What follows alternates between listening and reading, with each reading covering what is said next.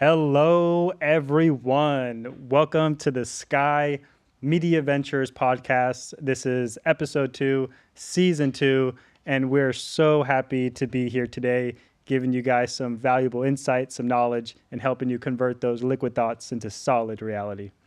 Well, guys, hey, I wanted to go ahead and let you guys know we have a very exciting guest list of people, about 15 people. I reached out to dozens and dozens of people this last weekend, but we actually have, a good 15-ish people who have done some very, very amazing things in their life, and now they're actually thinking about coming on to the podcast. So that's very exciting. People from health coaches, sales, excellent salespeople, business people who've made 6-7 figures, and even other business people who've made a lot more, and some rappers, some singers, some artists. So we already have these people lined up, and we will be having them on as guests in the future. So I'm really looking forward to you guys hearing their story and picking up some gold gems, some gold nuggets that you could take from and implement in your own life.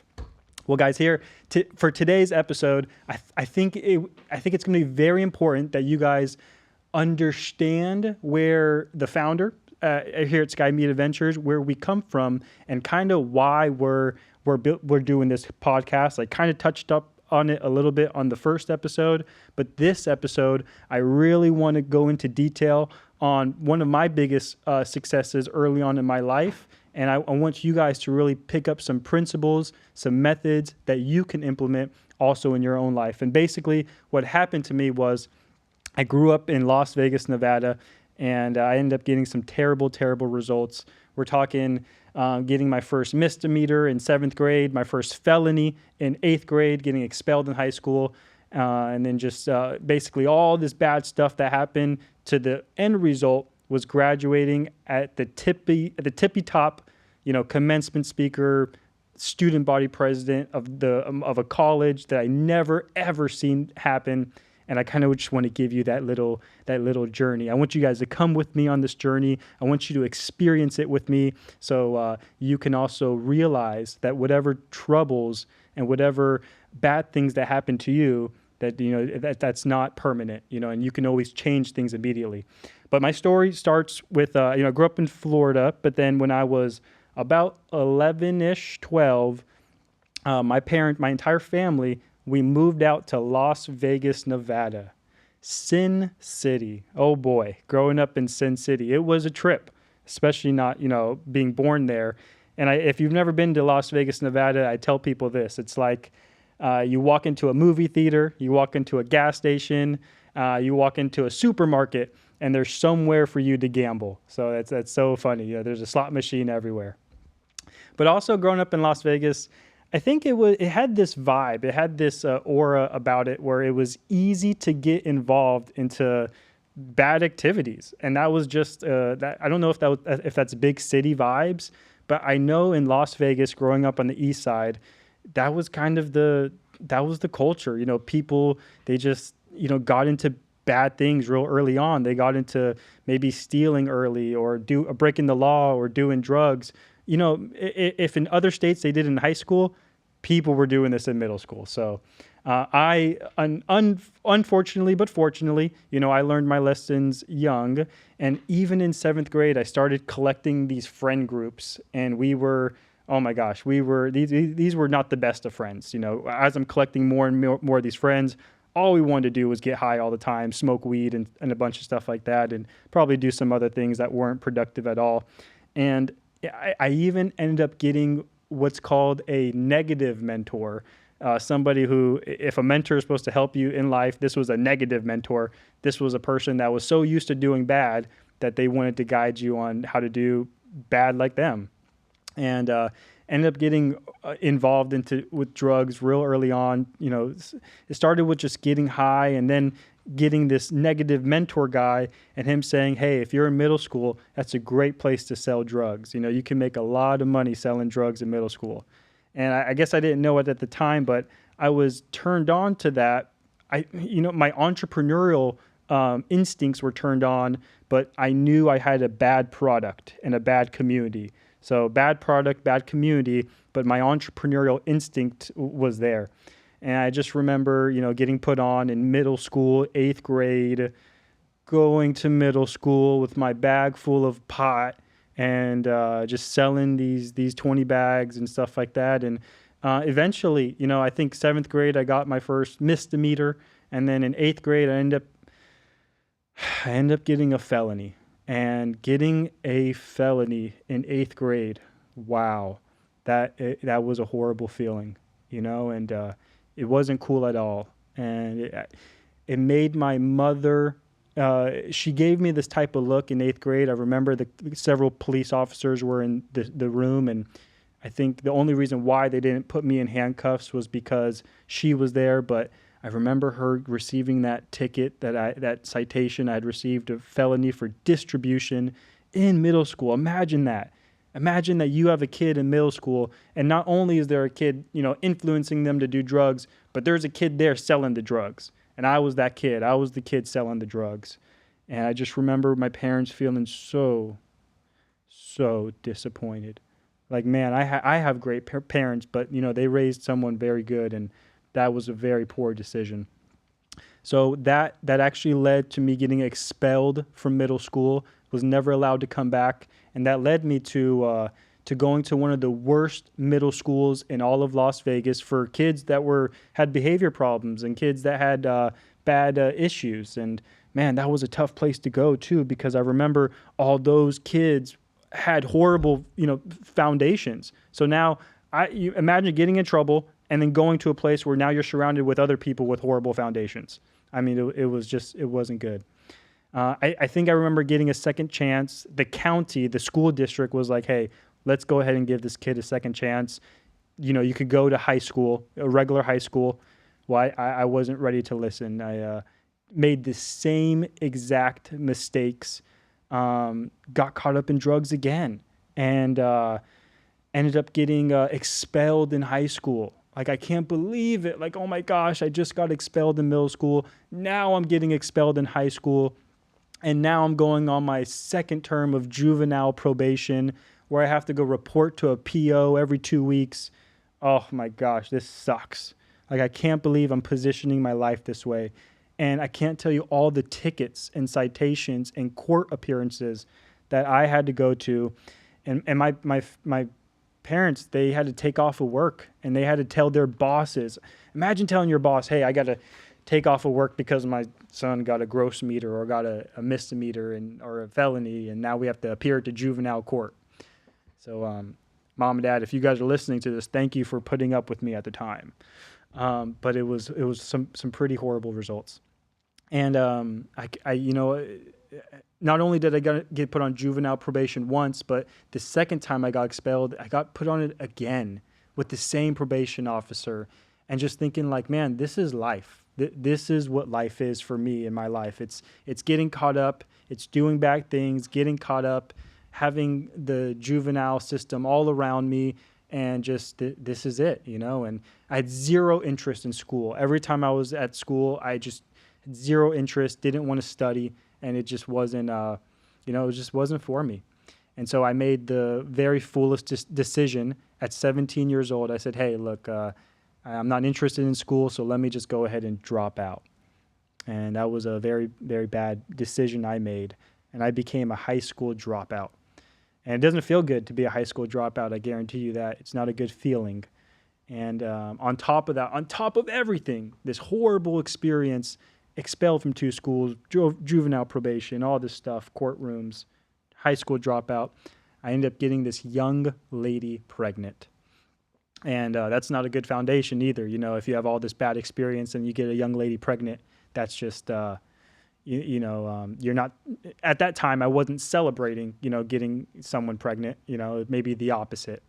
And I could remember 3 months after my daughter's birth that my daughter's mother decided to leave me. And you know what? I don't blame her. If I was her, I would have left me too. I don't, imagine being 18 trying to raise a kid. You're a kid trying to raise a kid. So it just wasn't a good experience. And so all this happened, and then now I'm at 19. That's the first part of my life. You guys, that for almost 2 decades, that's what I'm experiencing. And I'm thinking to myself, did I miss out? Did I miss out on the good life? Did I mess up so severely that I can't make this back again? And I remember being 19 and working jobs, laborious jobs outside in the field with my hands, my back hurting, already at 19, just because I hated working outside in construction or working for waste management and all these things. And I just remember at 19 thinking like, man, something has to change. And there's this saying that I live by. It says, you either hate losing enough to change, or you hate change enough to lose. And I hated losing. I hated those results. So I think subconsciously I knew I had to change. And that at 19, that's actually when I met my first mentor, Nicholas Delori. Wow. Every time I talk about Nick, I get excited. He's a very suave guy. I've talked about him before on my Instagram, but Nick saved me. And Nick was my cousin. And Nick had phenomenal results. I mean, this guy was 23. He could talk to anybody. He could sell ice to an Eskimo. He was a leader. He was a reader. He was somebody that was selfless, and he thought about others, and he seen something in me. And really, I seen something in Nick, and I really was inspired by Nick. And I think when you're on that journey trying to go back up, you could feel either 2 different emotions when you see someone that has better results than you. You could feel the emotion of jealousy, or you could feel the emotion of inspiration. So I thought to myself, man, I want to be inspired. I don't want to be jealous. I want to be inspired. And so I went up to Nick. I said, Nick, you have all these wonderful results. How do I live this life? How do I live the good life? And Nick said, he goes, hey, buddy, it's the slight edge. And I looked at him and I said, hey, what's this slight edge thing you're talking about? I have no idea what this is. And he said, it's a book on compound interest. And without going too much into that book, basically it says, small habits compounded over time equal extraordinary results. And the same thing reverse, small errors in judgment compounded over time equal devastation and destruction. And that's something that I learned very early on. So boom, now I'm 19, I read this book, I get this mentor, and now I'm asking Nick, I'm saying, hey, what habits should I start implementing to live the good life? And he goes, Nate, you need to become a reader. He goes, you need to read, like physical books. And I said, hey, Nick, if you're telling me to read, I'm going to start reading. I don't got a library, but you point a book my way, I'll start today, And then he said, the second thing you do is listen to positive, motivational, inspirational audios, authors, speakers that are speaking the language which you want to live. And he recommended some very specific people: Orrin Woodward, Chris Brady, Les Brown, Rob Robson, all these guys. So then I just started to consume that type of content. I would be in my car, and instead of listening to gangster rap music, or instead of listening to like rock music, I was listening to Les Brown, You Were Born to Win. I was listening to Rob Robson and telling his story on how he made $80,000 a month and how he was making that money passive residually. And I was just opening up my brain to the possibilities of what this world has to offer. Third and fourth thing, Nick told me, he goes, third thing, you need to find a community of like-minded individuals who are going in a certain direction, who you want to implement, who you want to take what they're doing and basically go with them. And the fourth thing we started doing was running. So at 19, I started jogging, started running. Now I'm listening to audios, I'm reading books, and I'm associating with more better people. And I really did a number on my brain for about 2.5 years. I even ended up getting into this part-time business venture where I was selling.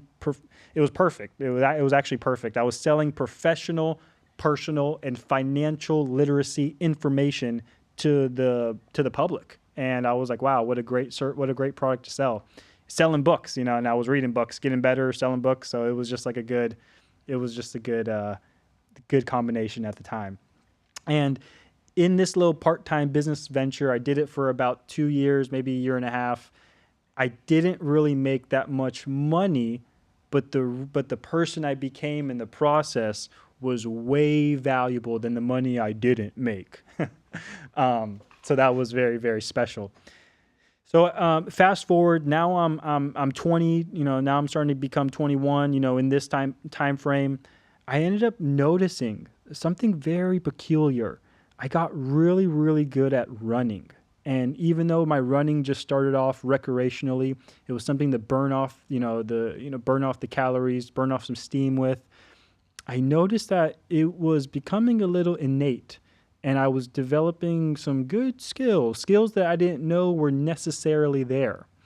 And that led me, my father told me one day, he goes, Nate, you should go to one of those 5K races. I went to a 5K road race, and I met a group of people there who they actually recognized me and some of my untrained talent. And they said, hey, you should start running with us. And big shout out to Shawana White and Orenthal Striggles. These were now my second mentors, and these were mentors in different areas. So now I have Nick, he's my business and personal mentor, and now I have Shawana White and Orenthal Striggles, who are now my running mentors. And let me tell you why they were my mentors. Shawana White, I think she was in her 40s, and she almost qualified for the Olympic marathon trials. I mean, come on, to be in your late 30s, early 40s, and to almost qualify for that race, you have to have some results. And Orenthal Striggles, I mean, this man, even now, I think he's like in his late 40s, and he's showing me workouts where he's doing 15-mile tempo runs at like 6:10 pace. I'm like, dude, you are a beast till this day. So anyway, these people brought me in and they started to train me. They worked on my philosophy. They worked on my physical running abilities. And this was a great combination. So now I'm reading these books and I'm running with these people. And a little bit fast forward, now we're entering these road races. Now that I'm a little trained up, boom, I'm winning. I'm winning these road races. Wow, this is an amazing feeling. Now I'm feeling like a winner. And I'm competing with 200, 300, 400 people, and I'm coming in first. And it wasn't the fact that me coming in first was so important. It was the feeling of feeling like a winner, a feeling that I never got before. And I could remember one night that changed my life forever.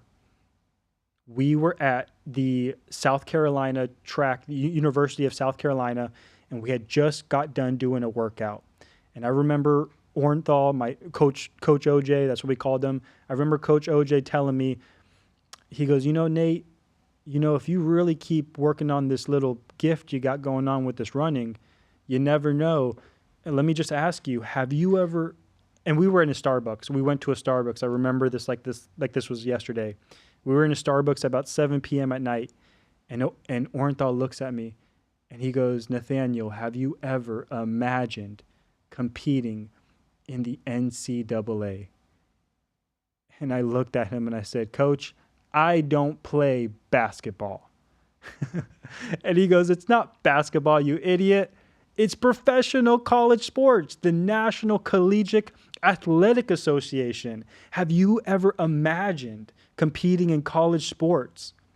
I said, no, I've never imagined competing in college sports. I'll tell you why, because I'm a dropout and I never competed in sports. And I never was involved in all that stuff. So no, I never imagined competing in the NCAA, whatever the heck that is. And he goes, Nate, I don't care what failures you've happened to you before. How fast can you get your GED?